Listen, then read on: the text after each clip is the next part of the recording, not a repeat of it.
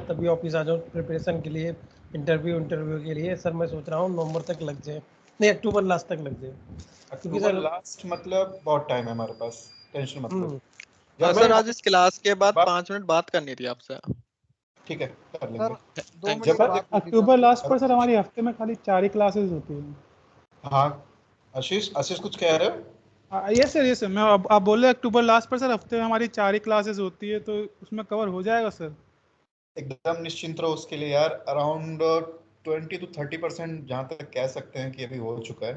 जो एप्लीकेशन हम टेस्ट कर रहे हैं ना, एक Yes, मॉड्यूल जो हमारा वहाँ डिजाइन है ना, इसी पर्पज से है कि हमें ऑटोमेशन में जो मेनली काम होता है ना, जिस चीज पे हमें काम करना होता है, जिस चैलेंजेस मिलते हैं, वो हम प्रैक्टिस कर लें। ये ऑटोमेशन का स्कोप ऐसा है ना कि खत्म नहीं होने वाला। आप समझ रहे हो ना, ये ऑटोमेशन किसी एक एप्लीकेशन के पॉइंट ऑफ व्यू से नहीं बनी है। एप्लीकेशन कई तरह की हो सकती है, उसमें इन्फिनिट सिनेरियोज क्रिएट हो सकते हैं, कई तरह के पॉसिबिलिटीज क्रिएट हो सकती है, कई तरह की फंक्शनैलिटीज ऐड हो सकती हैं। पर आपको क्या करना है कि जो बेसिक, जो कॉमन और जो मेजर फंक्शनैलिटीज है, जो प्रोसेस है, उसे आपको पता होना चाहिए। तो वो इस तरह से जो हम एप्लीकेशन टेस्ट कर रहे हैं, उसमें मॉड्यूल्स इसी तरह से डिजाइन की गई हैं कि आपको ऑटोमेशन के ओवरऑल एक तरह से देखा जाए तो ओवरव्यू मिल जाए और प्रैक्टिस हो जाए, प्लस आप कॉन्फिडेंट हो जाओ कि आप किसी अदर कंपनी में वर्क स्टार्ट करो तो पहली चीज आप ये जस्टिफाई कर सको कि हाँ आपने प्रीवियस काम किया है। दूसरी चीज, आपने जो काम किया रियल में, अगर आपने जो भी चीजें हम चेक कर रहे हैं या आप अच्छे से कर लिए, तो आपके सामने जो नए चैलेंजेस वहां पे आएंगी, फ्रेमवर्क क्रिएट करने को बोल दिया वो आप कर लोगे, नया टास्क दे दिया, नई फंक्शनैलिटी ऐड हुई, उसे टेस्ट करने को दे दिया, बोला ऑटोमेशन स्क्रिप्ट लिखनी है भाई, फ्रेमवर्क पहले से डिजाइंड है, उसमें आप आराम से कर लोगे। तो ये एक तरह से ये समझो कि ये आपका बेस है और ये सारी चीजें कवर कर लेता है। आपका जितनी भी मैक्सिमम पॉसिबिलिटी सिनेरियो बन सकती है, इन्हीं को यूटिलाइज करके आपको वहां पे स्टेप बाय स्टेप आगे बढ़ना है। किसी भी ऑर्गेनाइजेशन में जाएंगे टेस्टिंग फील्ड में सेलेनियम से रिलेटेड, ठीक है? सर ये बैच कब तक खत्म हो जाएगा, मतलब ऑटोमेशन का प्रॉपर, अगर आप एक आइडिया दे दे रफली। यार देखो, इससे तो आइडिया डिपेंड करता है कि मैं कैसे चल रहा हूँ, कैसे लेके चल रहा हूँ। अगर मैं स्पीड अभी बढ़ाऊं, अगर आपको ये स्पीड ठीक है या फिर ज्यादा तेज लग रही है या फिर बहुत स्लो लग रही है, तो उस पर डिपेंड करता है। यही सही है sir. With in 2 to 3 weeks खत्म हो जाएगा, ऐसा भी हो सकता है सितंबर एंड तक खत्म हो जाएगा। या फिर अगर मैं ऐसे स्पीड से चलता रहा, आपको चीजें समझाते हुए पकड़ के आप सब साथ में, पर हाँ आप सब साथ में प्रैक्टिस करते हुए अगर आगे चले तो 15 अक्टूबर बहुत मैक्स जाएगा, इससे आगे नहीं जाएगा। उसके बाद हम इंटरव्यू देना स्टार्ट कर सकते हैं बड़े आराम से। उसके बाद आप खुद प्रिपेयर हो जाओगे, उसके बाद की स्ट्रेटजीज वो सर आपको डिसाइड करके बताएंगे। आपको जब कॉन्फिडेंस आने लगेगा ना, आप खुद ही समझ जाओगे कि हाँ यार अब तो भाई मुझे पता। क्या आप खुद को जज करो, जब ये बैच स्टार्ट होने से पहले पहले दिन क्या आपके दिमाग में था, क्या होता है सॉफ्टवेयर टेस्टिंग, क्या होता है सेलेनियम, कुछ आइडिया था? नहीं। आज आप इतने क्लासेस लिए हो, आप इसमें इस सिचुएशन में हो कि हाँ आप बता सकते हो। बिल्कुल। तो दिन बाय दिन, डे बाय डे जो हम ऐड कर रहे हैं ना थोड़ी थोड़ी चीजें, वही आपको एक दिन ऐसा खड़ा करेगा कि हाँ आप कॉन्फिडेंटली आप डिस्क्राइब कर सकोगे सेलेनियम में होता है, हम इसके लिए ऐसे करते हैं, फाइल अपलोड के लिए ये करना होता है और स्क्रीनशॉट लेना हुआ है ऐसे कर लेते हैं। हर चीज बता सकोगे। ड्रॉप डाउन कैसे हैंडल करते हैं, एक्सेल से रीड कैसे करते हैं वो आप जान गए, पैरामीटर हम कैसे पास करते हैं एक्सएमएल से वो जान जाओगे, ग्रुप बाय एग्जीक्यूशन करते कैसे करते हैं वो जान जाओगे, पैरेलल एग्जीक्यूशन कैसे करते हैं, क्रॉस ब्राउजर टेस्टिंग कैसे करते हैं, बहुत सारी चीजें आप आसानी से जान जाओगे और वो आपके लिए बहुत जरूरी है। चलो स्टार्ट करते हैं। असर्शन हमने भेज दिया था, आप इन द सेंस कल कर लिया था, और प्रॉपर्टी फाइल से डेटा रीड करने का मैंने थोड़ा सा ओवरव्यू दिया था। सर हम हफ्ते में एक क्लास और नहीं बढ़ा सकते क्या? चीजें चल रही है वैसे कंट्रोल में है यार। अगर जरूरत पड़ी, ऐसा लगा कि हम पीछे हो रहे हैं या फिर हमें जरूरत है, तो यार उस हिसाब से सोचा जा सकता है और वो सर से डिस्कशन के बाद ही कुछ होगा। लेकिन अभी के लिए जहां तक देखा जाए चीजें ठीक चल रही हैं, तो इस हिसाब से।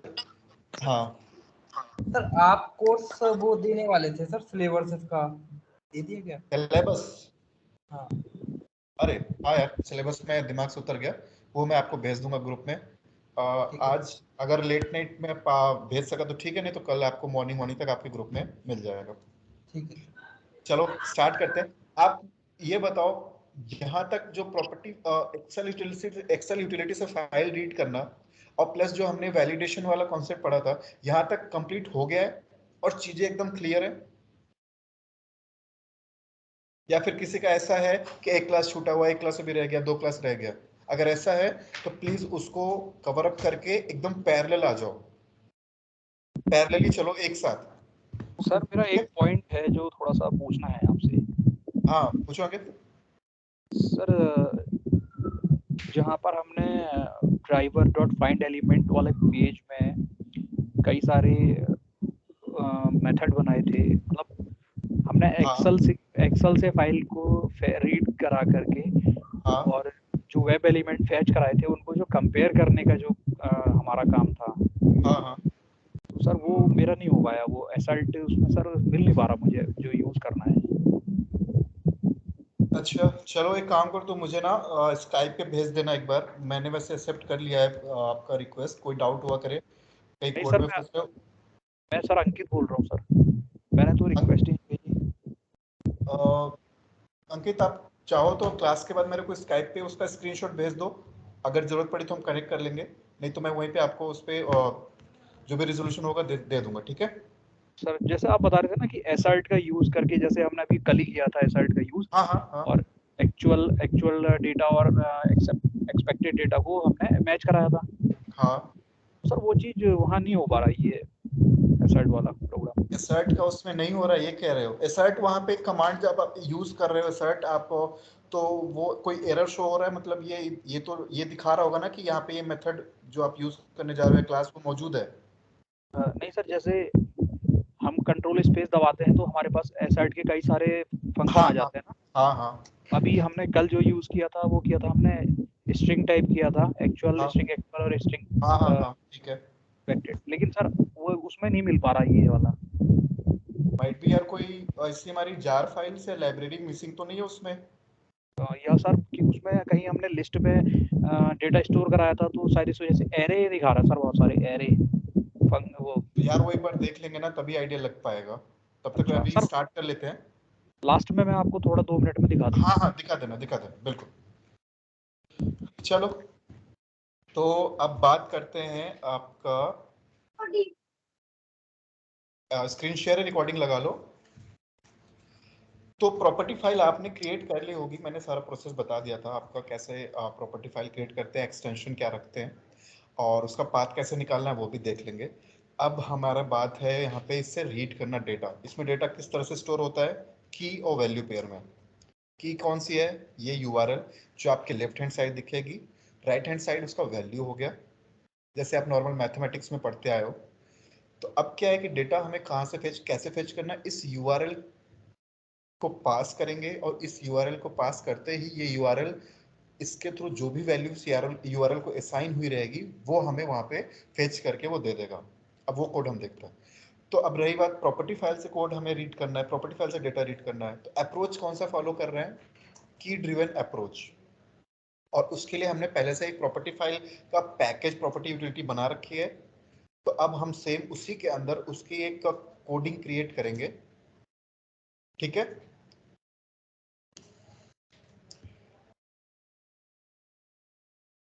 आपका ये रहा प्रॉपर्टी फाइल। आप यहाँ पे क्या क्रिएट करने जा रहे हैं? हम यहाँ पे हम क्या क्रिएट करेंगे, क्या प्रोसीजर हम क्या फॉलो करते चले आ रहे हैं? कोई बताएगा यहाँ पे क्या क्रिएट करना चाहिए मुझे इस पैकेज के अंदर? इंटरफेस है। इंटरफेस। चलो इंटरफेस क्यों क्रिएट कर रहे हैं, आपको ऐसे पहले से चीजें क्लियर है। नाम दे देते हैं इसका प्रॉपर्टी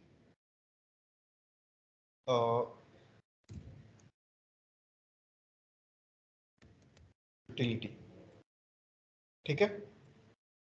आप इसको फिनिश करो, ये आपका इंटरफेस क्रिएट हो गया प्रॉपर्टी यूटिलिटी के नाम से। अब इंटरफेस के अंदर हमें जस्ट एक मेथड इसका डिफाइन करना है विदाउट एनी बॉडी, और उसके लिए हमारे पास क्या रास्ता है, हम कैसे करते हैं? Public We will only provide the signature and not the body.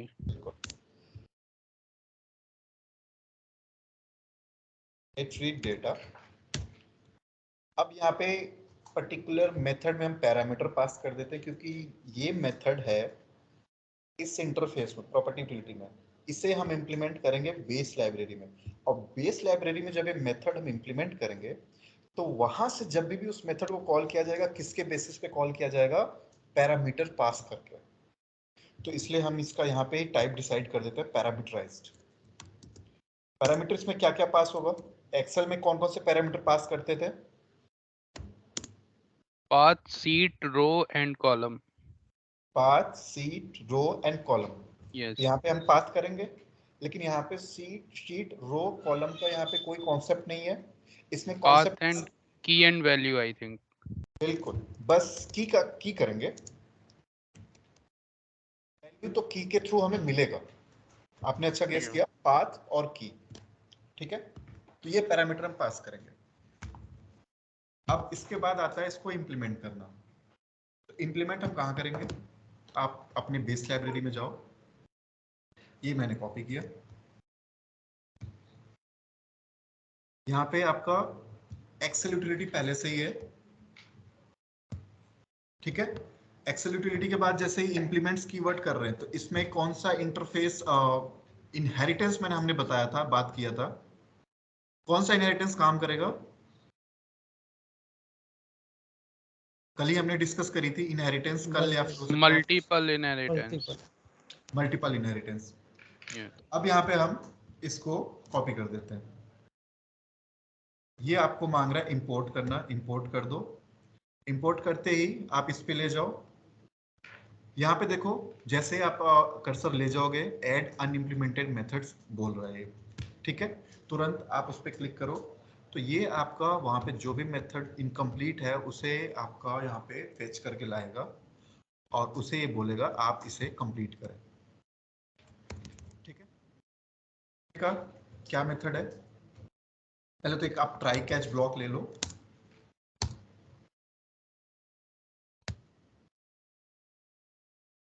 Block में आप नॉर्मल एक कैच ब्लॉक में प्रिंट करा दो।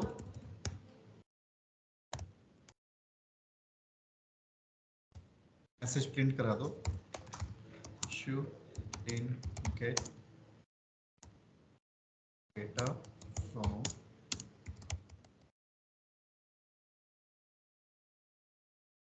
Show in gate data. चलो इसको एज इट इज रहने देते हैं। अब हमें इसके अंदर ट्राई कैच में कोड लिखना है। कोड से स्टार्ट होता है, जैसे भी हमें डेटा रीड करना होता है, कौन से क्लास का हम यूज करते हैं। आपने एक्सेल में पढ़ा था, एक्सेल में कौन सा क्लास का यूज किया था? File input stream. Same, data read करना है, डेटा फेच करना है, फाइल इनपुट स्ट्रीम यहाँ भी काम करेगा। java.io, ये ध्यान देना, इसका हम ऑब्जेक्ट क्रिएट कर लेते हैं।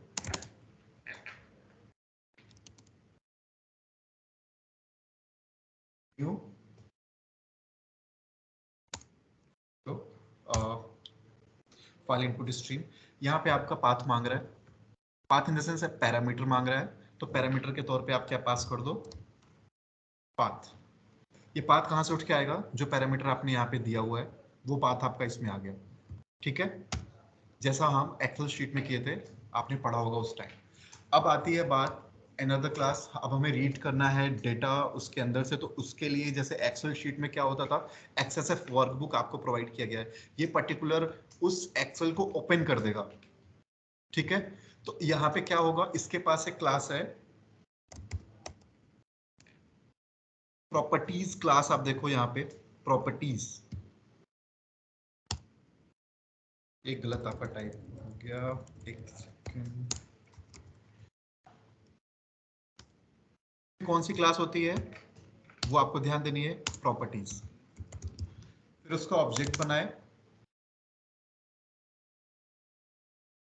न्यू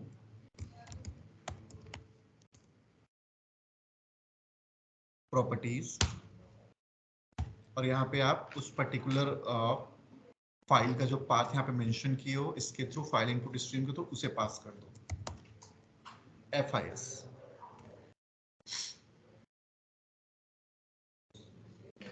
यहाँ पे एक एरर शो हो रहा है। एरर क्या है? The constructor file input is undefined.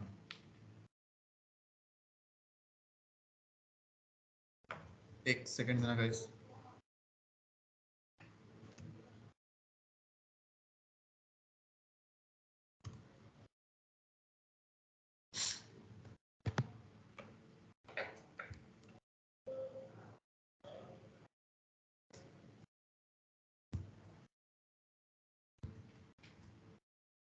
अब यहाँ पे आप क्या करोगे, नॉर्मल क्लास क्रिएट करोगे। यहाँ आर्गुमेंट हम नहीं पास करते क्योंकि इसके अंदर parameterised constructor I think defined नहीं है।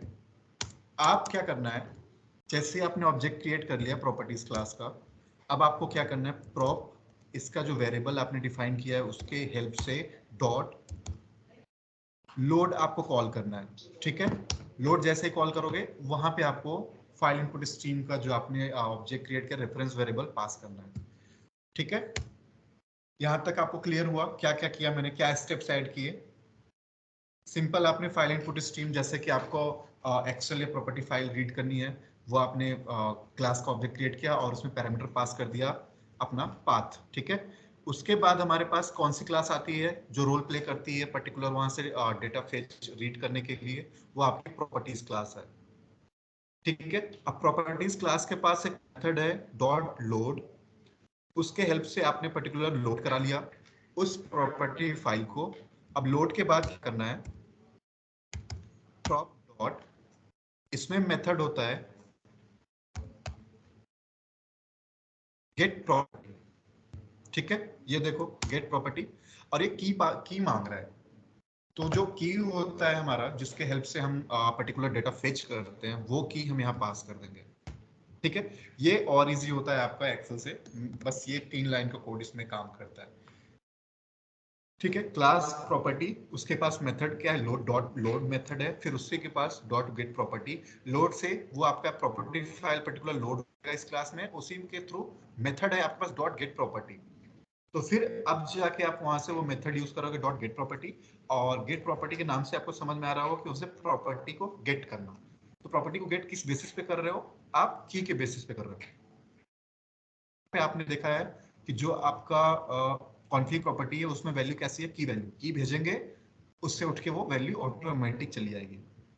चलो, तो यहां तक क्लियर है आपको? यहां तक मैंने क्या किया? नहीं सर, आज ऊपर से गया। क्या डाउट है, डाउट पूछो। नहीं, एक बार इसको बस रिपीट कर दीजिए, वो क्लियर हो जाएगा। चलो, यहाँ तक तो ये तो पता है, ये जो ओवरराइड किया हुआ है, क्योंकि इस कोड को तो हम पहले कर चुके हैं, यहाँ तक तो ठीक है। हाँ, बस उसके फाइल थोड़ा इनपुट आगे का स्ट्रीम का क्यों यूज हुआ, फाइल इनपुट स्ट्रीम का क्यों यूज हुआ, एक्सेल में हम क्यों यूज करते हैं, ये आइडिया आपको? सर आपका ना बीच बीच में जो वॉइस है ना वो थोड़ा वो कर रहा है प्रॉब्लम, आई थिंक नेटवर्क का इशू जैसा हो जाता है ना, तो नेटवर्क तो बहुत अच्छी है। बीच बीच में ना वॉइस ब्रेक हो जा रहा है आपका। एक सेकंड दो, मैं हेडफोन यूज कर लेता हूँ। मतलब साउंड ना कुछ इस प्रकार से आ रही है कि जैसे हम वो स्पीड को चेंज नहीं कर देते, नॉर्मल से थोड़ा कम कर देते हैं 0.75, उस तरीके से आ रही है।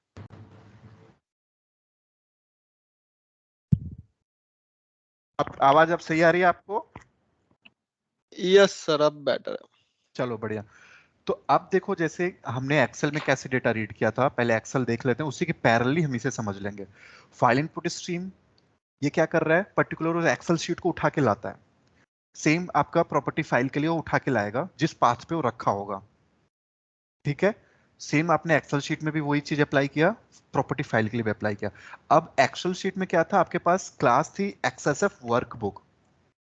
ठीक है, इसका पेरेंट क्लास होता है वर्कबुक, इसको ये पर्टिकुलर क्लास इनहेरिट करता है एक्सएसएफ वर्कबुक। अब एक्सएसएफ वर्कबुक में हम उस एफआईएस को पास कर देते हैं जो ऑब्जेक्ट रेफरेंस वेरिएबल क्रिएट किए रहते हैं। तो ये क्लास क्या करती है, उस एक्सेल शीट को ओपन कर देती है, मतलब ओपन इन द सेंस कि अब उसमें से आप डेटा रीड कर सकते हो, पेज शीट वाइज या फिर डेटा इंडिविजुअल फेच करना उसके बेसिस पे। तो ये है आपका एक्सेल शीट, आपका पर्टिकुलर ओपन कर दिया एक्सेल।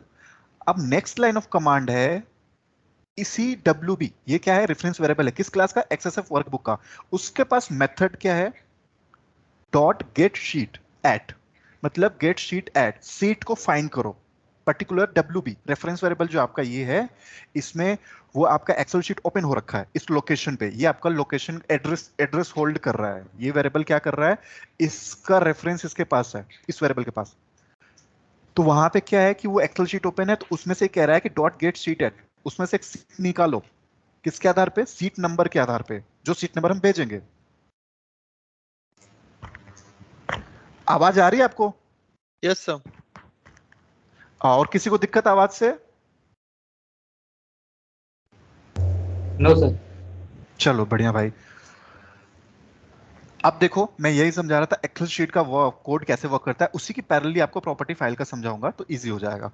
तो अब क्या है कि एक्सेसिव वर्कबुक से वो आपका एक्सेल शीट ओपन हो चुका है, अब उसमें से आप रीड स्टेटस में हो, स्टेट में आ चुके हो, तो उसके पास गेट शीट एज मेथड है। पहले तो शीट फाइंड करोगे, कौन से शीट पे आपको डेटा उठाना है या पढ़ना है या जो भी करना है, तो उसके लिए मेथड यूज किया get sheet at, sheet number pass कर दी। मान लो उसमें 10 सीट है, आपने इंडेक्सिंग के बेसिस पे सीट नंबर पास करी 0, तो पहला सीट उठ के आ जाएगा।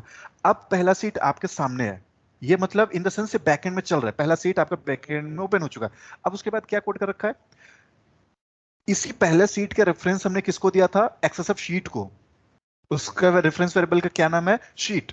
ठीक है, तो उस शीट वेरिएबल, रेफरेंस वेरिएबल के पास, जैसे इस शीट के पास जो एक्सेसिव शीट आपका क्लास है एक तरह का, अब इन द सेंस टाइप है, आप डेटा टाइप जैसे समझते हो, उसके पास देखो डॉट गेट रो, मतलब शीट ओपन है, उसमें से मेथड हम दिए डॉट गेट रो, मतलब वो गेट रो फाइंड करो, उसमें रो नंबर हम पैरामीटर भेज दिए, रो नंबर उसमें कई रो हो सकते हैं। फिर उसी के parallelly dot get cell column number हमने भेज दिया। तो अब row number column number cross करके एक सिंगल आपको सेल की वैल्यू निकाल के दे देंगे। मतलब जैसे आप देखो एक्सेल कहाँ ओपन है, ये शायद आई थिंक एक इंटरसेक्शन पॉइंट क्रिएट हो जाएगा उसका। इंटरसेक्शन पॉइंट, बिल्कुल।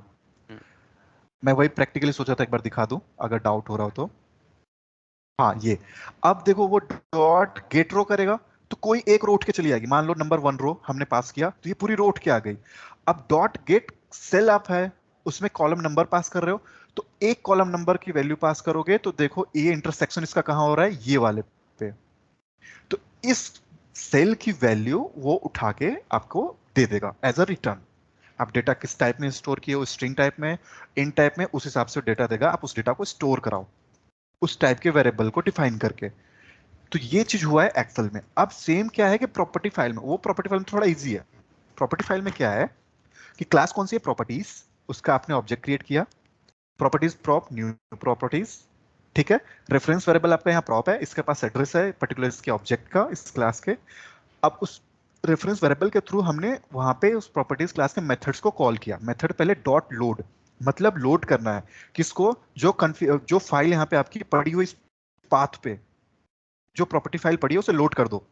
ठीक है, लोड कर दिया। जैसे यहाँ पे शीट ओपन कर देते थे, गेट शीट एज, पहले एक शीट एज किया तो शीट उसके पास पहुंच गई, अब उसमें से डेटा 1 बाय 1 फेच करेगा अलग अलग जो मेथड है इसको पास करके। तो उसी तरह से प्रॉपर्टी फाइल यहाँ पे लोड हो चुकी है। प्रॉपर्टी फाइल में क्या है, बहुत सारे शीट नहीं है, प्रॉपर्टी फाइल एक सिंगल पेज का है। यहाँ पे देखो प्रॉपर्टी फाइल में आप डेटा ऐसे स्टोर करते चले जाओगे तो number of times, number of lines अपने आप बढ़ता जाएगा। तो ये एक ही है, इसमें ऐसा नहीं है कि अदर शीट अदर नंबर के इंडेक्सिंग पेजेस खुल जाएंगे। तो अब क्या है कि प्रॉपर्टी फाइल लोड हो गई सिंगल पेज के। अब उसमें से क्या करा, उसी वेरिएबल के through dot gate property method call किया। और गेट प्रॉपर्टी किसके बेसिस पे, की के बेसिस पे। तो की के बेसिस पे कॉल किया इन द सेंस आप की का नाम पास करोगे, जहां से भी इस मेथड को कॉल करोगे, जहां से भी, अभी हम देखेंगे आपको चीजें और क्लियर होंगी। ठीक है, अभी के लिए ये समझो कि ये पर्टिकुलर ये 4 लाइन ऑफ कोड हम कैसे एग्जीक्यूट कर रहे हैं, इसका क्या मतलब निकल रहा है। अब थोड़ा कुछ क्लियर हुआ इसमें? यस सर, हो गया। सिंपल, इसका तो यही है, इतना ही लाइन का कोड है, इसको बस आप समझ लो, समझ जाओगे तो इसको आंख मूंद के कहीं भी कभी भी लिख दोगे। क्योंकि इंटरव्यूअर कभी कभी पूछ लेता है प्रॉपर्टी फाइल से डेटा रीड कैसे करते हो भाई, सिंटैक्स लिख दो। एक्सेल शीट से डेटा कैसे रीड करते हो भाई, सिंटैक्स लिख दो। तो फटाफट आपको क्या करना है, ये तुरंत छाप देना है। जैसे ही इसको कॉन्फिडेंटली लिख दोगे ना, वो अपने आप समझ जाएगा कि बंदे में दम है। तो बस इसका पहले मतलब समझ जाओ एक एक लाइन का। अगर इन केस आप रटना नहीं चाह रहे, इनकेस प्रैक्टिस नहीं हुई, तो पर आपको आइडिया रहेगा कि स्टेप क्या है भाई। पहले तो फाइल इनपुट स्ट्रीम है, उसका ऑब्जेक्ट क्रिएट किया, उसमें path as a variable, as a argument, as a parameter pass कर दिया। वो क्या करेगा, उस particular property file excel sheet को उठा के लाके दे देगा। अब प्रॉपर्टी फाइल से डेटा रीड करनी है तो प्रॉपर्टीज क्लास है हमारे पास, उसका ऑब्जेक्ट क्रिएट कर लिया। उसके रेफरेंस वेरिएबल से हम पर्टिकुलर लोड करा लेते हैं उस प्रॉपर्टी फाइल को जो उस पाथ पे रखी है, यहाँ पे जो 61 लाइन नंबर कोड है। फिर 62 लाइन नंबर कोड जैसे ही प्रॉपर्टी फाइल लोड हो गई इस क्लास के वेरिएबल के पास, इस लोकेशन पे, तो वहां से क्या है कि हमारे पास मेथड है डॉट गेट प्रॉपर्टी, वो यूज किया, की वैल्यू पास करी, वो हमें उठा के वैल्यू दे देगा। ठीक है, क्लियर इतना? Yes sir. चलो बढ़िया। अब देखो हमने मेथड कैसा बनाया था? मेथड आपका return type. Return type. Return type के लिए आपको कैसे काम करना पड़ेगा? एक वेरिएबल ग्लोबली डिफाइन करना पड़ेगा। ग्लोबली इन द सेंस इस मेथड लेवल पे, पर्टिकुलर ट्राई कैच ब्लॉक में मत करना, नहीं तो ये ट्राई में कर दिया तो उसके बाहर वो इसको एक्सेस ही नहीं कर पाओगे। अगर आप इसको जैसे यहां लिख दिए स्ट्रिंग, आपने ये पर्टिकुलर लाइन क्या करेगा? आपको एक वैल्यू देगा। वैल्यू किस फॉर्मेट में स्टोर किया आपने? स्ट्रिंग फॉर्मेट में। तो स्ट्रिंग फॉर्मेट में आपने सोचा कि चलो भाई इसको यहाँ स्ट्रिंग वैल्यू कर लेते हैं, हो गया, मेरा काम बन गया। अब मैं इस वैल्यू को रिटर्न करा दूं, तो आप यहाँ रिटर्न करने आए तो वो एरर देने लगा कि भाई ये तो वैल्यू मैं जानता ही नहीं क्या है। इसलिए इस वेरिएबल को आप इसके मेथड लेवल पे ही डिफाइन कर दो। तो हम क्या करेंगे, इसको उठाया यहां से, यहां डाल दिया, एरर भाग गया। अब यहां एरर आ रहा है। यहां क्यों आ रहा है? Duplicate local variable. क्यों? क्योंकि आपने स्ट्रिंग ऊपर भी डिफाइन करा सेम नेम का वेरिएबल को, और दूसरे उसी सेम नेम के वेरिएबल को भी स्ट्रिंग डेटा टाइप आप डिफाइन कर रखे हो। तो यहां से हमें हटा देना है, ठीक है? और यहां पे आप इसको सेमीकोलन दे दो। तो ऐसे आप इसको समझो। और यहाँ पे स्टिल एरर है, वो देख लेते हैं। सर इनिशियलाइज करना पड़ेगा। Initialise in the sense, okay, चलो Equals बढ़िया। double quote. हाँ सही है। चलो इतना क्लियर है क्या किया हमने? एक एक लाइन का मतलब समझना जरूरी है, क्योंकि कल को आपने यहाँ पे डिफाइन कर दिया और एरर आ रहा है, क्यों आ रहा है, या फिर कैच ब्लॉक में रिटर्न करा रहे हो, तो ऐसा नहीं होना चाहिए। अब क्या है कि ये हो गया, रिटर्न टाइप हमारा बन गया। प्रॉपर्टी फाइल पे आपने मेथड क्रिएट कर लिया डेटा रीड करने का। कहाँ पे? बेस लाइब्रेरी में।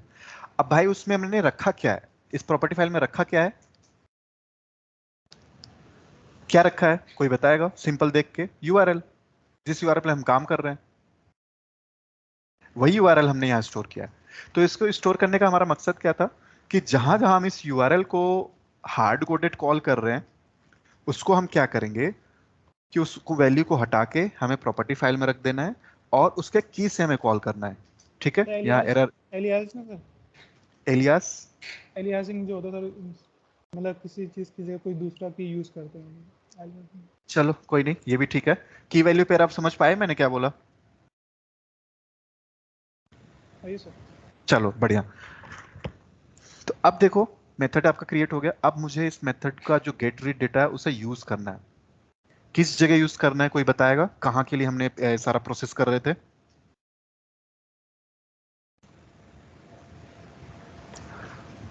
आपका टेक्स्ट बॉक्स टेस्ट पेज में खोल देता हूं। जो मैं गेट लॉन्च यूआरएल मेथड था उसमें हम जो यहाँ पैरामीटर यूआरएल पास कर रहे थे, हार्ड कोडेड पास कर रहे थे, और वो हमें नहीं करना है। इसको हमने प्रॉपर्टी फाइल में उठा के रख दिया और पर्टिकुलर इसके मेथड से हम कॉल कर रहे हैं। किसके मेथड से? प्रॉपर्टी फाइल जो बेस लाइब्रेरी में क्रिएट किया है उसके थ्रू। तो कैसे कॉल करोगे? आप इस मेथड को कॉल करो, कॉपी कर लिया हमने। आप चेकबॉक्स टेक्स्ट पेज पे जाओ, पूरा हटा दो,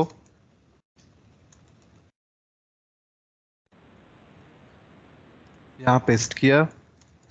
अब ये एरर दिखाएगा क्योंकि हमें इसमें पैरामीटर भेजने हैं, पाथ और यूआरएल। ठीक है, इतना क्लियर है? ये क्या कर रहे हैं हम? आवाज आ रही है? Yes sir. यहां तक डाउट तो नहीं? No sir. No sir, no sir. हम पाथ और की डालेंगे ना यहाँ, ये पाथ और यूआरएल। बिल्कुल, यहाँ की डालेंगे। पाथ भी स्ट्रिंग होगा ना? हाँ, पाथ भी स्ट्रिंग होगा, की भी हमें स्ट्रिंग रखना है, इसलिए एरर आ रहा है। तो अब हम क्यों ना एक काम करें। सर इसमें पाथ की वैल्यू क्या है? हाँ बिल्कुल। अब हाँ मुझे बिल्कुल पाथ की वैल्यू आएगी। और पाथ आप क्या करोगे, यहाँ पे क्लास लेवल पे उस पर्टिकुलर स्ट्रिंग पाथ रखोगे, उसका पाथ निकाल के, और फिर आप यहाँ पे की स्ट्रिंग वेरिएबल की डिफाइन करोगे और उसके थ्रू यहाँ डेटा पास करोगे। ठीक है, ये चीज हम करेंगे। लेकिन अब एक बात बताओ, यहाँ पे एक छोटा सा और यहाँ पे थोड़ा सा दिक्कत है। दिक्कत ये है, सर एक डाउट है, हाँ पूछो। अगर हम पाथ और की इस पेज पे देंगे हाँ तो फिर तो हमें फिर वो हर पेज वाला फिर तो एरर कंटिन्यू रहेगा, जैसे कि आपने कल कहा था कि 100 पेज वाला रहेगा, हाँ बिल्कुल। तो वो तो तो एक, एरर कंटिन्यू रहा फिर। हाँ बिल्कुल। पाथ आप जो आप दे रहे हो, जैसे मान लो आपके पास अनदर पेज है, टेक्स्ट बॉक्स पेज टेस्ट, यहाँ पे भी आपको सेम पैरामीटर पाथ और वो पास करोगे। पाथ यहाँ पे ग्लोबली डिफाइन करो और उस बिहाफ पे। तो अब हम यहाँ पे क्या कर सकते हैं, एक चीज हम यहाँ ऐड कर सकते हैं, वो क्या है। समर भाई एक हाँ यहाँ पे है, इस चीज को हम एक्चुअली बेस लाइब्रेरी में ही अगर कॉल कर लें गेट लॉन्च यूआरएल को भी हाँ किसी एक मेथड के थ्रू और वहां पे ग्लोबली डिफाइन कर दें पाथ बिल्कुल। वेरिएबल को। पाथ वेरिएबल जो अब हम यहाँ पास कर रहे हैं, हम एक चीज इसमें ऐड कर सकते हैं। ऐड क्या कर सकते हैं कि जो इसका पाथ है उसे हम हटा देते हैं। हटाने का मतलब क्या है कि इस बेस लाइब्रेरी में हम ग्लोबली डिफाइन कर देते हैं इसका पाथ। जैसे आपने वेब ड्राइवर का क्रिएट कर रखा है ऑब्जेक्ट, सेम इसी तरह से यहां से हम पाथ पास कर देंगे और वो पाथ आपका डायरेक्ट इस पे आएगा। तो ये जो पैरामीटर वाला कॉन्सेप्ट है पाथ का, वो हट जाएगा। तो हमें हर क्लास में पर्टिकुलर पाथ मेंशन नहीं करना पड़ेगा, ये कर सकते हैं। तो एक तरह से आपका ऑप्टिमाइज्ड हो जाएगा कोड। तो अभी के हाँ लिए हम जी। इसे हटा लेते हैं। ये क्लियर है क्या किया मैंने? एरर आ रहा है? एरर क्यों आ रहा है? क्योंकि आपका प्रॉपर्टी फाइल में मेथड कैसा है, इस टाइप का। सेव करो, पर्टिकुलर बेस लाइब्रेरी में जाओ, सेव करो। ठीक है। अभी पाथ पे एरर आ रहा है क्योंकि हमने पाथ डिसाइड नहीं किया है। ये पाथ को अंडरस्टैंड नहीं कर पा रहा है कि क्या चीज है ये। तो यहां पे आप पाथ दे दो, डबल कोट्स। पाथ कैसे आएगा? प्रॉपर्टी फाइल पे जाओ, सेम वही तरीका।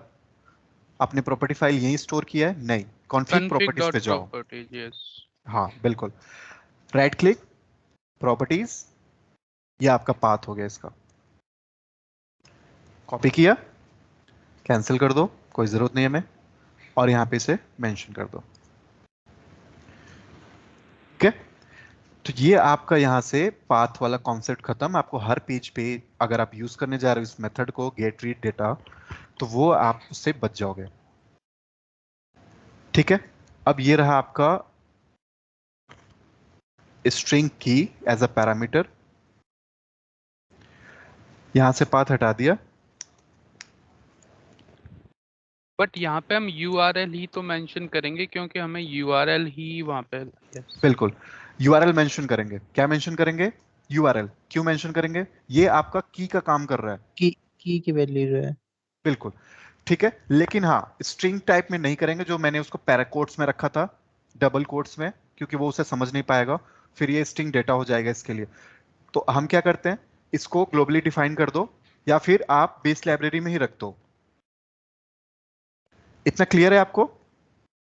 हाँ सर, फिर तो हम सेम चीजें जो एक्सेल सीट से जो हम डेटा रीड कर रहे हैं, हाँ उसका जो वेरिएबल है पाथ, वो भी हम ऐसे इसी तरह कर सकते हैं ना, क्योंकि कल जो आपने जो कराया था हाँ उसमें मैंने करके देखा था एक्सेल से डेटा रीड करके।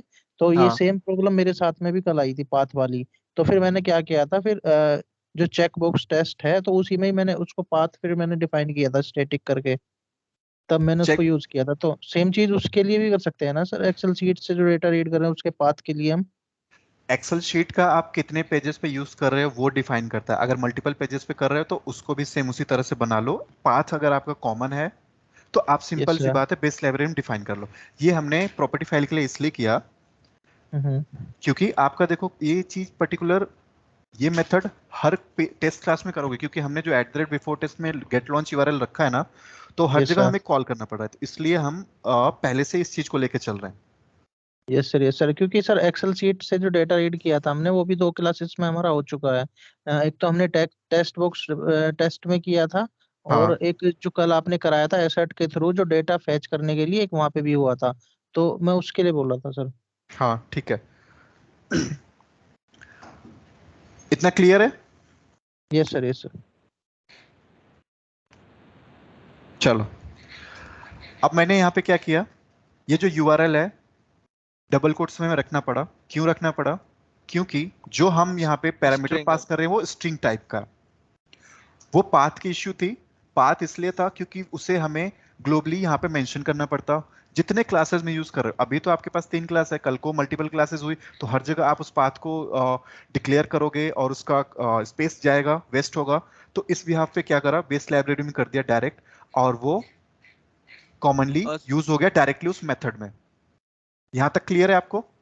क्योंकि सर अगर पाथ का यूज करते तो फिर वो यूटिलिटी वाला कॉन्सेप्ट ही खत्म हो कॉन्सेप्ट जाता। खत्म हो जाता, राइट। ठीक है, तो अब हमने क्या किया, पर्टिकुलर प्रॉपर्टी फाइल में यूआरएल रख दिया है और यूआरएल आपका चेकबॉक्स टेक्स्ट पेज पे यहां से हमने पास कर दिया। तो ये क्या करेगा, जब भी ये लॉन्च होगा मेथड बिफोर टेस्ट के थ्रू, तो ये गेट रीड प्रॉपर्टी, जो गेट रीड डेटा है यूआरएल के थ्रू वैल्यू उठाएगा, फिर इस लॉन्च यूआरएल मेथड में उस यूआरएल को भेजेगा जो string URL as a parameter हमने दिया है, और वो यूआरएल आपका driver.get यूआरएल में जाएगा और फिर उसे लॉन्च कर देगा। चलो एक बार रन करके देख लेते हैं। इतना क्लियर है चीजें? कंफ्यूजन तो नहीं?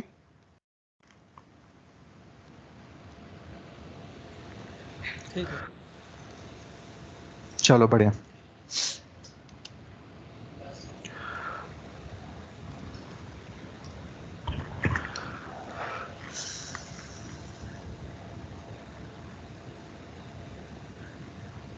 हो गया आपका ब्राउजर लॉन्च आपके प्रॉपर्टी फाइल से। ये मेथड आई थिंक लाइक कल वाला एसर्ट के थ्रू फेल हो रहा है, मैं उसे ठीक कर देता हूँ। अब एक छोटा सा और कॉन्सेप्ट आपको इसमें ऐड करा देता हूँ। अब मेरे को एक बात बताओ, ये जो कॉन्फ़िग प्रॉपर्टी है, मैंने इन्वायरमेंट तरह तरह के बताए थे आपको, अलग अलग तरह के इन्वायरमेंट थे। मतलब एक आपका मान लो स्टेजिंग इन्वायरमेंट है जिसमें आप काम कर रहे हो, फिर आपको एक प्री प्रोडक्शन इन्वायरमेंट है, प्री प्रोड इन्वायरमेंट रिलीज से पहले का, उसमें आपको टेस्टिंग परफॉर्म करना है। तो इन्वायरमेंट का मतलब क्या होता है, अलग अलग यूआरएल आपके लिए क्रिएट की गई होंगी, आपको उस पर पर्टिकुलर टेस्टिंग परफॉर्म करनी है। ठीक है, तो अब मान लो यहाँ पे मैं इसका नाम चेंज कर रहा हूँ,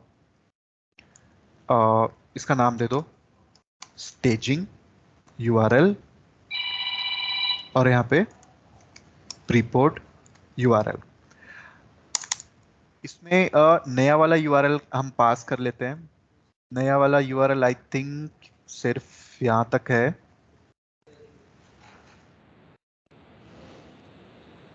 एक बार चेक कर लेते हैं यही है या फिर कोई दूसरा है। हाँ ठीक है। अब देखो दो अलग अलग यूआरएल हमारे पास है, इन केस मतलब ये कि दो अलग अलग इन्वायरमेंट है। तो अब मेरे को एक बात बताओ, जब की पास करने की बात आई तो अब आपको थोड़ा सा अजीब नहीं लग रहा है कि आप जहां जहां की डिफाइन किए हो, की क्या डिफाइन किए थे, यूआरएल। यूआरएल मतलब स्टेजिंग यूआरएल। अभी मैंने उसका नाम चेंज किया तो स्टेजिंग यूआरएल रख दिया। तो अब हर जगह जाके आपको इसका नाम चेंज करना पड़ेगा कि नहीं करना पड़ेगा? तो फिर से कॉन्सेप्ट खत्म नहीं हो करना जाएगा। पड़ेगा। उसके लिए हम एक काम कर सकते हैं, एक इफ हाँ कंडीशन लगा सकते हैं या फिर स्विच केस लगा सकते हैं कि अगर ये हो हमारा इनपुट, यूआरएल में सेम वैल्यू पास होगी, मतलब हाँ, वो पर्टिकुलर उसकी वैल्यू पास हो जाए अगर हमारा इनपुट ये आए। लाइक कि हम अगर पर्टिकुलर यूआरएल पास हो जाए। यहाँ पे हम पर्टिकुलर यूआरएल ही एक पास करेंगे, हाँ लेकिन हाँ जो हमारी बेस लाइब्रेरी है उसमें हम एक कंडीशन लगा सकते हैं कि हाँ। If keyword is this then URL equals this, मतलब जो उसका कीवर्ड इज स्टेज। दिस मतलब फिर ये हुआ कि उसका फिर हमें प्रॉपर्टी फाइल से हम काम नहीं कर रहे हैं, आप उसमें डायरेक्ट वैल्यू डाल रहे हो, URL is this then key value is this, key is this then value is this, right. तो सेम चीज हम अप्लाई करेंगे, लेकिन हम इसमें अब कॉन्सेप्ट समझेंगे पैरामीटर का। पैरामीटराइजेशन हम कैसे करते हैं टेस्ट एनजी में, पैरामीटर कैसे पास करते हैं, ओके समझ रहे हो? तो ये कॉन्सेप्ट आपका कम्स इन पिक्चर इस जगह पे। तो वो मैं समझाता हूँ थोड़ा सा। अब जैसे देखो यहाँ पे पैरामीटराइजेशन वाला कॉन्सेप्ट कैसे आया, मैंने कॉन्फ़िग प्रॉपर्टी पे दो अलग अलग इन्वायरमेंट के यूआरएल ले लिए, उनकी की का जो नाम है अलग अलग है, वैल्यूज अलग है, सेम रहे अलग रहे, लेकिन अब क्या है कि यहाँ पे की का नाम चेंज हो गया, स्टेजिंग यूआरएल और प्रीपोर्ट यूआरएल। आपने हर जगह की पास किया है, कौन सा स्टेजिंग यूआरएल, जितने भी आपके पास पेजेस हैं जहां से आप एग्जीक्यूट कर रहे हो वहां पे पर्टिकुलर यूआरएल का नाम भेजे हो स्टेजिंग यूआरएल। तो अब आपको क्या करना है कि आपको बोल दिया कि यार प्रीपोर्ट वाला यूआरएल पे उसको रन करो, प्रीपोर्ट इन्वायरमेंट रन करो, तो आप हर जगह जाओगे उस यूआरएल जो स्टेजिंग यूआरएल उसको सेट करोगे प्रीपोर्ट यूआरएल पे। तो बात वही हुई, लेंदी पड़ा, ऑप्टिमाइजेशन कहाँ हुआ आपके कोड का। तो अब इसके केस में पैरामीटराइजेशन हम सीखेंगे, पैरामीटराइजेशन के थ्रू हमें कैसे अचीव करना है। तो अब आप .xml फाइल पे जाओ। .xml फाइल पे अभी हम कौन सा टेस्ट केस रन कर रहे हैं, चेकबॉक्स टेस्ट। इसमें आप टाइप करो पैरामीटर। पैरामीटर टाइप करते ही आपके पास इसमें वैल्यूज आ गई, नेम और वैल्यू पूछ रहा है, ठीक है। अब यहाँ पे आप नेम बोल दो, नेम यहाँ पे रख दो इन्वायरमेंट, वैल्यू क्या डाल देनी है, कॉन्फिग प्रॉपर्टी स्टेजिंग यूआरएल।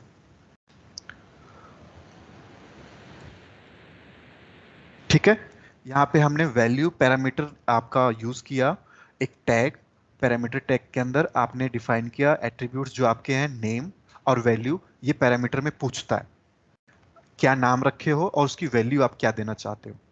तो ये चीज हम यहाँ डिफाइन कर लेंगे। और अब जो भी टेस्ट केस होगा वहां पे जाना है, बिफोर टेस्ट में हमें लॉन्च करना था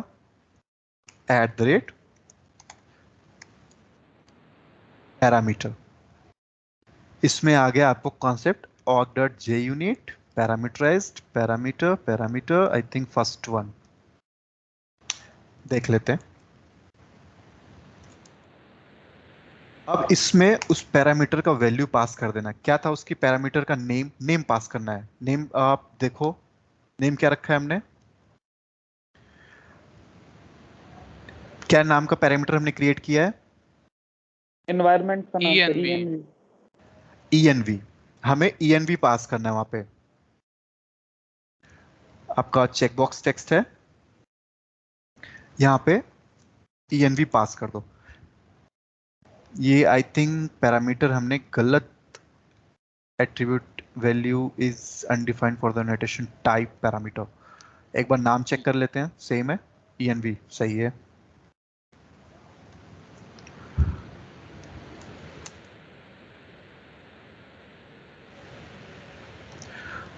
पैरामीटर हमारा गलत इंपोर्ट हो गया है ऐसा लग रहा है, मैं चेक कर लेता हूं एक बार।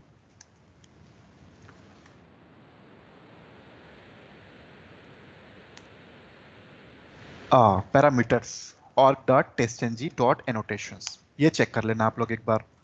अब इसमें आप उसका नाम पास करो ENV, ठीक है, आपने नाम पास कर दिया। अब ये चीज पैरामीटर क्या करेगा, वहां से आपका XML फाइल में जाएगा, उसका नेम पढ़ेगा, नेम पढ़ते ही उसकी वैल्यू फेच कर लेगा। वैल्यू क्या है, स्टेजिंग एनवायरनमेंट। वापस आते हैं, तो अब क्या करना है हमें, ये चीज हमने जैसे कंप्लीट किया, ये पर्टिकुलर इसकी वैल्यू हमें इसके थ्रू भेजनी है वापस गेट रीड डेटा यूआरएल में। तो अब हमें स्टेजिंग यूआरएल यहां नहीं भेजना, अब हमें किसकी वैल्यू भेजना है, इस पैरामीटर का जो नाम हमने वहां पे XML फाइल में डिफाइन किया है। ठीक है, इतना क्लियर है आपको। बट सर फिर भी तो ये हर पेज पे हमें ये पैरामीटर हाँ, देना होगा, बिल्कुल, फिर भी देना वही होगा। कंडीशन रहेगी एक still बार same। आपने सेट कर दी, समझो बात को, एक बार ये इन्वायरमेंट सेट कर दी, ठीक है, अभी इसको कंप्लीट करो। यहां से इस मेथड के थ्रू आएगा स्ट्रिंग, ओके समझ गया। ENV, बिल्कुल। अब ये चीज क्या होगा, अब यहाँ पे ये नहीं रहेगा, स्टेजिंग इन्वायरमेंट नहीं रखना, क्या पास करना है, ENV। क्लियर है क्या किया मैंने, @पैरामीटर एनोटेशन का यूज, पैरामीटर्स एनोटेशन का यूज करके हम पैरामीटराइजेशन सीख रहे हैं XML में, और हम उसके यूज से कैसे एक पर्टिकुलर कोड रीयूजेबिलिटी जो हमारा मेन कॉन्सेप्ट है, एक तरह से यहां भी आप देखो तो उसे हम अचीव कर रहे हैं। क्या कर रहे हैं, @पैरामीटर जो आपका यहाँ पे पैरामीटर टैग है उसका यूज किया, उसमें मैंने एक नाम अपनी तरफ से सेट कर दिया। ये नाम कहीं हमारा मेंशन नहीं था इसके पहले, हमने दे दिया, आप कुछ भी दे दो, लेकिन वैल्यू आपको ध्यान रखना है कि क्या देना है। अब यहाँ सर पे आपने स्टेजिंग पास डाउट कर है, दिया। हाँ बताओ। इसने जो वैल्यू उठाई है ये कॉन्फिग डॉट प्रॉपर्टी से ही उठाई है ना? हाँ बिल्कुल, अभी देखो क्या हो रहा है, समझो। ये जो डॉट एक्सएमएल फाइल है, अभी समझना जो मैं बता रहा हूँ, ध्यान से क्लियर हो जाएगा। पैरामीटर में नेम हमने अपोनेंट से दे दिया, वैल्यू उसकी क्या चीज है, स्टेजिंग यूआरएल। ये स्टेजिंग यूआरएल कहाँ पे है, इस कॉन्फिग प्रॉपर्टी में की का काम कर रहा है, तो वो हमने पास कर दिया एज अ वैल्यू। अब क्या हुआ कि अब मैंने अपने at the rate before test annotation के पहले मुझे उसका यूज करना था, तो मैंने at the rate parameters annotation use किया और उसमें जो पैरामीटर मैंने डॉट एक्सएमएल फाइल में मेंशन किया है उसको पास कर दिया, उसका नाम डबल कोट्स में। और उसका नाम पास होते ही उससे हमें मेथड में भेजना है स्ट्रिंग इन्वायरमेंट, जो env यहाँ पे एज अ स्ट्रिंग टाइप हमें डिफाइन करना है। फिर उसी इन्वायरमेंट को आप यहाँ पे get read data as a parameter भेज दो। तो ये क्या करेगा, जब इन्वायरमेंट वहां आपका टेस्ट.ng.xml में देखेगा कि इसका नाम इन्वायरमेंट है, तो इसकी वैल्यू को पिक कर लेगा। ठीक है, वैल्यू पिक करेगा तो क्या करेगा, ये वैल्यू का यहाँ वैल्यू पास हुई, इसके थ्रू वैल्यू यहाँ आ गई, तो बात तो वही हुई, काम तो उसी वैल्यू पे हो रहा है। अब जो वैल्यू क्या है उसकी, वैल्यू देख के बताओ, वैल्यू क्या है, ये स्टेजिंग यूआरएल, वैल्यू यही है ना, स्टेजिंग यूआरएल। अब स्टेजिंग यूआरएल जैसे यहां पे आया तो आप इस मेथड में जाओ, वो स्टेजिंग यूआरएल किसका काम करने लगेगा, की का काम करेगा। अब आप कॉन्फिग प्रॉपर्टी से डेटा उठाओगे तो स्टेजिंग यूआरएल की तरह जाएगा, उसकी वैल्यू निकाल के ले आएगा। अब आपको आगे चेंज करना है, मतलब आपको प्री प्रोड पे रन करना है, तो अब आपको केवल प्री प्रोड यूआरएल यहां पे डालना है, ना कि आपको अदर अदर टेस्ट केसेस में जाके डालना है।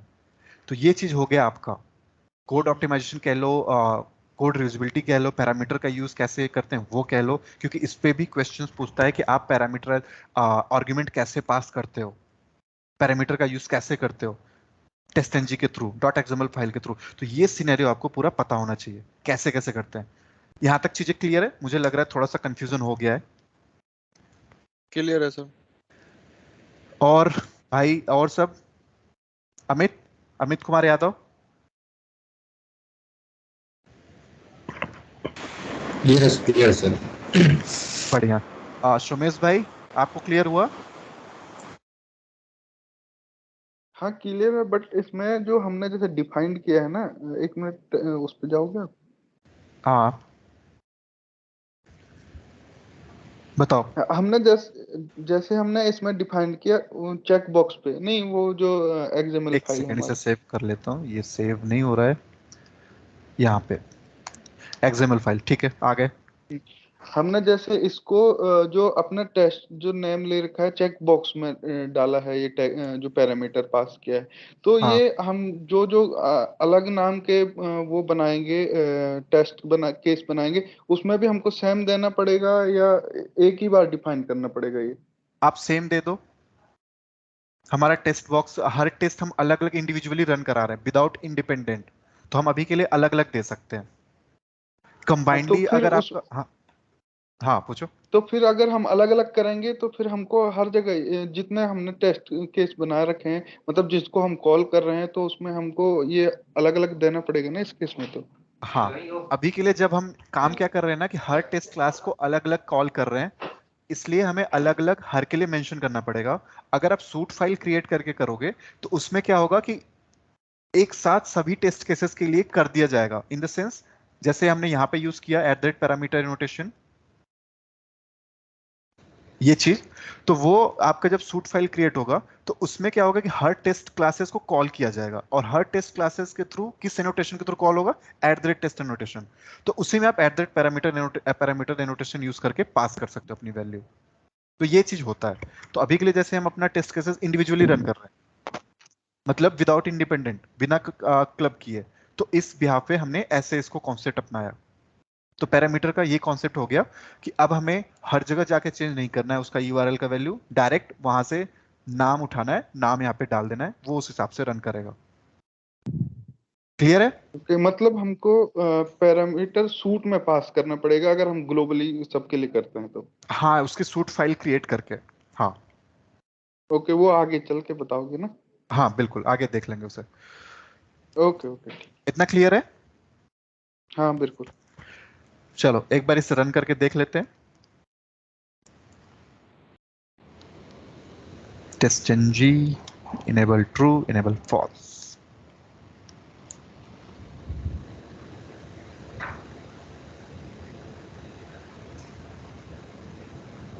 ठीक है,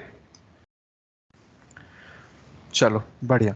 तो ये कॉन्सेप्ट आपका क्लियर हुआ पैरामीटर का। अगर आपसे एक क्वेश्चन इंटरव्यू में रख दिया कि पैरामीटराइज्ड कंडीशन कहाँ यूज किया है या फिर आर्गुमेंट कैसे पास करते हैं, इसका क्वेश्चन ऐसे भी होता है कि आर्गुमेंट आप कैसे पास करते हो अपने पर्टिकुलर प्रोजेक्ट में और किस एनोटेशन के थ्रू पास करते हो, तो वो सारी चीजें आपको ये पूरी सिनेरियो उन्हें बतानी पड़ेगी। क्लियर है? Yes sir. सर ये तो फेल हो गया है। तो फेल आपका वो जो हम शायद कल असर्ट वाला कर रहे थे ना, मैं एक बार चेक कर लेता हूँ, उसमें हमने मोबाइल वाला किया था आई थिंक। हाँ कहाँ गया, ये तो पेज क्लास में होगा।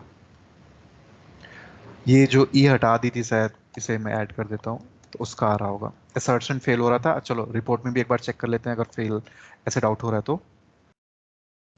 रिपोर्ट्स आप चेक करा करो, फेल हो रहा है आपका कोई मसला नहीं है, आप रिपोर्ट्स पढ़ो, उसे एरर को समझो, एक्सेप्शन समझो, क्योंकि एक्सेप्शन से रिलेटेड बहुत सारे क्वेश्चंस पूछते हैं इंटरव्यू में, क्योंकि उन्हें आइडिया लगता है कि अगर आपने काम किया होगा तो जाहिर सी बात है आप एक्सेप्शंस फेस किए होगे, कई तरह के एक्सेप्शन फेस किए होगे और उसे हैंडल कैसे किया होगा।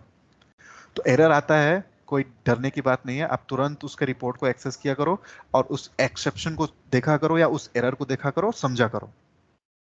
ठीक है, और उसे हो सके तो R&D करो, गूगल करो, उसका मतलब समझो, उसका कैसे रिजोल्यूशन करते हैं वो देखो और उसको जानने की कोशिश करो। तो ये रहा आपका, हाँ ये देखो java.lang.assertion error, तो expected selected mobile but found selected mobile. So हाँ वही था, तो इससे हमें आइडिया लग गया। चलो यहाँ तक हाँ कोई कुछ कह रहा है? हाँ सर, मेरा क्वेश्चन है कि सर जो हमने कल सर से ने पढ़ा था, तो ये हाँ कल तो हमने हार्ड वाला पढ़ा था, हार्ड हार्ड जो था, लेकिन सेकंड वाला सॉफ्ट वाला हमारा रह गया था। हाँ, अभी उसके सिनेरियोज आगे आएंगे तो हम उसको अभी उस समय कवर कर लेंगे।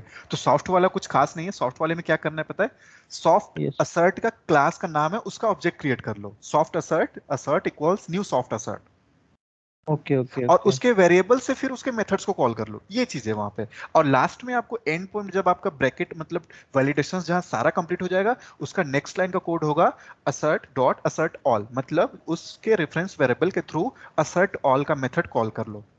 तो बस इतना सा है। तो उस हिसाब से ओके मैं अभी सर। रोक दिया था, क्योंकि जब उसका सिनेरियो आएगा ना तो उस हिसाब से आप समझ पाओगे और अच्छे से। बाकी लॉजिक या सिंटैक्स देखो तो इतना ही है। Okay sir okay. चलो ठीक है गाइस, इसको आप प्रैक्टिस कर लेना। अभी आपका वीकेंड अच्छा खासा मिल गया है, तो अभी यार मंडे को अगर आप प्रिपेयर होके आना, उसमें ये चीज मत बोलना कि एक क्लास रह गया, 2 क्लास रह गया, फुल्ली प्रिपेयर रहना, यहाँ तक एकदम अप टू डेट, थियरी हो, प्रोग्राम हो, प्रैक्टिस हो, सब कुछ करके रखना। जितने वीडियोस हो उसे आप देखो, उसके नोट्स अपने लिए बना लो, क्योंकि वो फिर इंटरव्यू के टाइम प्रिपरेशन करते समय आपको इजी पड़ेगा और जल्दी जल्दी उसको गो थ्रू कर सकोगे। क्योंकि उस समय बैठ के आप इंटरव्यू में मान लो आधे घंटे या 1 घंटे या 2 घंटे पहले टाइम मिला तो आप वीडियोस नहीं देखना चालू कर दोगे। तो इसलिए बेस्ट वे प्रैक्टिस करो वीडियो के थ्रू। आपको कुछ लगे इंपॉर्टेंट बात बताई गई है, अगर वो नहीं लिखवा पाए हो तो उसको आप नोट्स बना के नोट डाउन कर लो, मेरा कहने का मतलब है। ठीक है, वो आपको बेनिफिशियली होगा काफी ज्यादा। तो इसको प्रैक्टिस कर लेना गाइस। यहां तक किसी को कोई डाउट तो नहीं?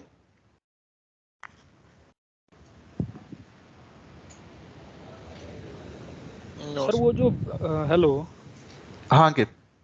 सर, जो बीच बीच पे हमने जहाँ पर ENV यूज किया, तो उससे पहले हम कुछ और ही पाथ डिफाइन कर रहे थे वहाँ पर, और हमने उसका जो URL था हाँ वो प्रॉपर्टी फाइल में डिफाइन किया था, तो वो हम क्यों रख रहे थे? फिर हमने पहले ही शुरू में ही इस काम क्यों नहीं किया ENV करके? आपको स्टार्ट से चीजें पता होती नहीं चाहिए कि क्या इश्यू क्रिएट हुआ और फिर उसका हमने रिजोल्यूशन कैसे किया, वो जरूरी है। तो आप स्टार्ट से पढ़ते गए, आपको लगा कि नहीं यार ये सही वे नहीं जा रहा है, इसको हम इस तरह से कर सकते हैं, तो आपको वो आइडिया पता चल गया कि हम कहाँ पे उसका यूटिलाइजेशन किए, तो वो जरूरी था, इसलिए ऐसा बताया। ठीक है, ठीक है सर। चलो बढ़िया। ठीक है यार, कनेक्ट करते हैं सर नेक्स्ट क्लास में। हाँ बताओ। वो जो बात स्टार्टिंग में की थी ना आपसे, एसरसन वाले वो प्रोग्राम की, हाँ हाँ तो सर मैं स्क्रीन शेयर करके आपको दिखा देता हूँ कि नहीं हो हाँ पा रहा दिखाओ था ना। दिखाओ दिखाओ दिखाओ।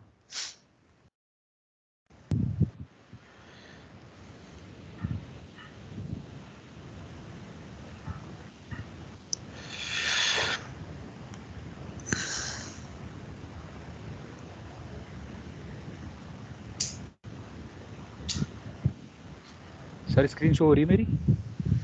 हाँ विजिबल है। हाँ सर, ये था ना प्रोग्राम। हाँ असर्ट के बाद यार आप इसको डॉट हटाओ, फिर से असर्ट टाइप करो।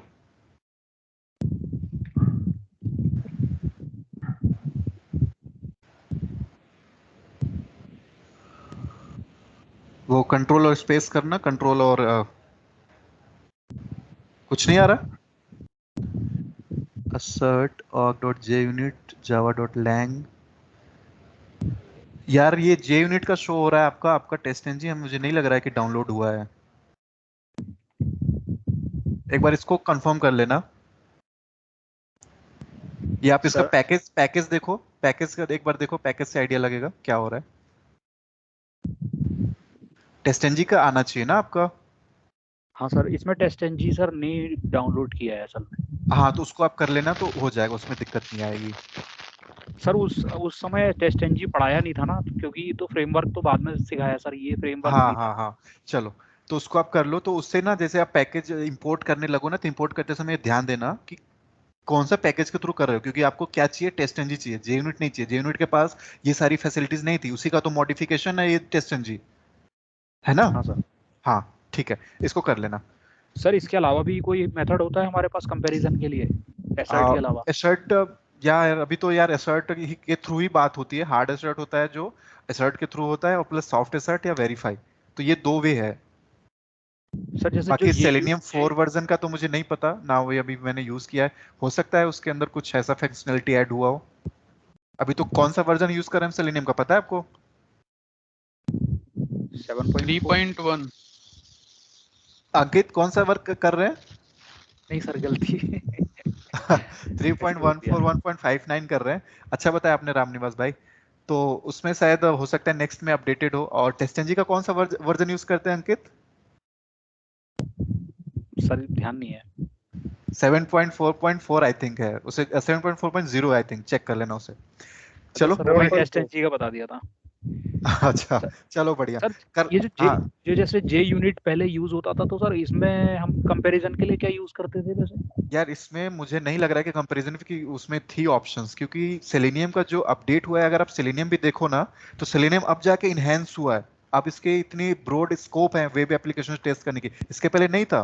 जो हमने कंपोनेंट्स पढ़े थे ना सेलेनियम के, याद है क्या क्या कंपोनेंट्स बताया था मैंने? सेलेनियम आईडी, आरसी, हाँ ग्रिड एंड सेलेनियम 3 बहुत बढ़िया जो अभी बहुत है। बढ़िया।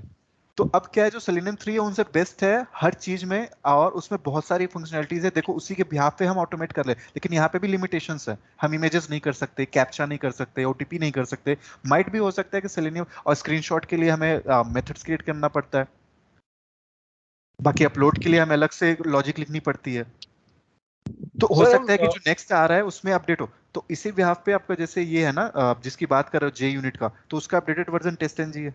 उसमें ये सारी फंक्शनलिटी नहीं होंगी। उसका अपडेटेड मतलब टेस्ट नेक्स्ट जनरेशन, है ना। हाँ सर। तो वो लिमिटेड होगा बहुत सारी चीजों में। वो बहुत पुरानी है यार, उसको तो मुझे नहीं लग रहा कि लास्ट 5 to 6 years बैक को यूज किया होगा, मतलब इतने रेंज में। चलो बढ़िया। और यूज क्यों नहीं करते सेलेनियम?